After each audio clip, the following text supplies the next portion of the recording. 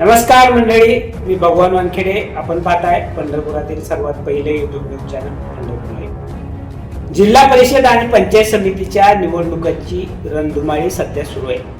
मतदानासाठी काही दिवस राहिलेले असतानाच संपूर्ण पंढरपूर तालुक्याला ज्या गोष्टीची उत्सुकता लागून राहिली होती ती गोष्ट काल शनिवारी घडली. जिल्हा परिषद आणि पंचायत समिती निवडणुकीमध्ये माढ्याचे आमदार अभिजित पाटील आणि विठ्ठल सहकारी साखर कारखान्याचे माजी चेअरमन भगीरथ भालके हे एकत्र आलेत. नगरसेवक नागेश भोसले आणि मनसेचे नेते दिलीप बापू धोत्रे यांनी या दोघांना एकत्र आणण्यासाठी मोठी खटपट केल्याची चर्चा जोरात रंगलेली असतानाच या दोघांच्या प्रयत्नांना शेवटी यश आलं आणि काल शनिवारी दिलीप बापू धोत्रे यांच्या ऑफिसमध्येच नगरसेवक नागेश भोसले यांच्या उपस्थितीमध्ये अभिजित पाटील आणि भगीरथ भालके यांनी आपल्या युतीची घोषणा जाहीर केली. यावेळी बोलताना भगीरथ भालके यांनी स्पष्ट केलं की नगर परिषद निवडणुकीच्या काळामध्ये आमच्यामध्ये मतभेद होते परंतु मनभेद नव्हते. आमचे जी विरोधक आहेत ते एकच आहेत आणि या विरोधकांना या निवडणुकीमध्ये हरवण्यासाठी आम्ही आमच्या कार्यकर्त्यांना जी निवडणुकीसाठी उभे आहेत त्यांना विजयी करण्यासाठी आम्ही दोघांनी एकसंधपणे राहण्याचा निर्णय घेतलाय. तर अभिजित पाटील यांनी स्पष्ट केलं की या निवडणुकीमध्ये भाजपाचा आम्ही सुपडा साफ करणार आहोत. आमचे विरोधक हे भाजपाचे आहेत. माढ्यामध्ये सुद्धा आणि पंढरपूरमध्ये सुद्धा भाजपाच्या सर्व उमेदवारांचा सुपडा साफ करणार असल्याचं यावेळी अभिजित पाटील यांनी स्पष्ट केले. आता यामध्ये चर्चेचा विषय सध्या सुरू आहे की काशेगाव मधील राष्ट्रवादीचे नेते जे वसंत नाना देशमुख आहेत त्यांची भूमिका नेमकी काय राहणार आहे या संदर्भामध्ये पत्रकारांनी काल भालके आणि पाटील या दोन्ही नेत्यांना वारंवार विचारलं काशेगाव गटासंदर्भातलं काय. तर यावर त्यांनी काल रात्री उत्तर देतो म्हणले होते, परंतु अद्यापही वसंत नाना देशमुख यांची भूमिका नेमकी काय आहे ते समोर आलं नाही. त्यामुळं या संदर्भातली उत्सुकता लागून राहिली.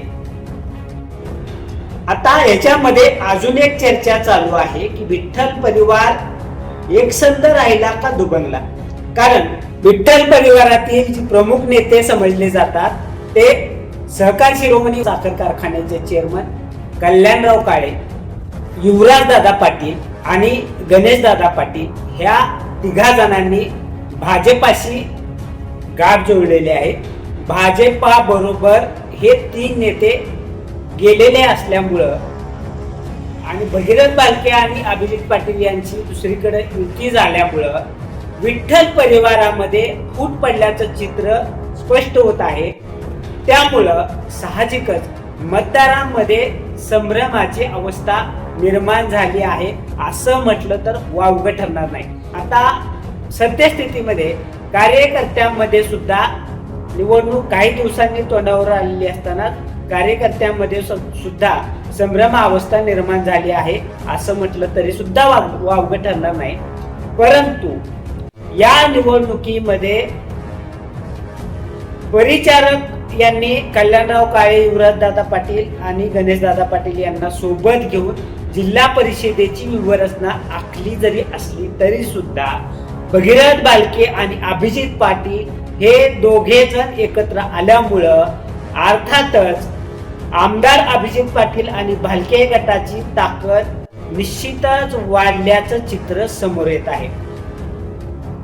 ज्या पद्धतीनं नगर परिषदेच्या निवडणुकीमध्ये भगीरथ भालके यांनी एकाकी झुंज देत पंढरपूर नगर परिषदेच्या नगराध्यक्ष पदाच्या निवडणुकीमध्ये यश मिळवलं आहे, त्याच पद्धतीनं आता अभिजित आबा पाटील यांच्या सोबतीनं पंढरपूर तालुक्यातील जिल्हा परिषद आणि पंचायत समितीचा गड राखण्यात भगीरथ भालके आणि अभिजित पाटील यांना यश मिळणार की माजी आमदार प्रशांतराव परिचारक यांनी युवराजदादा पाटील, कल्याणराव काळे आणि गणेशदादा पाटील यांना सोबत घेऊन केलेली खेळी यशस्वी ठरणार हे पाहणं उत्सुकतेचं ठरणार आहे.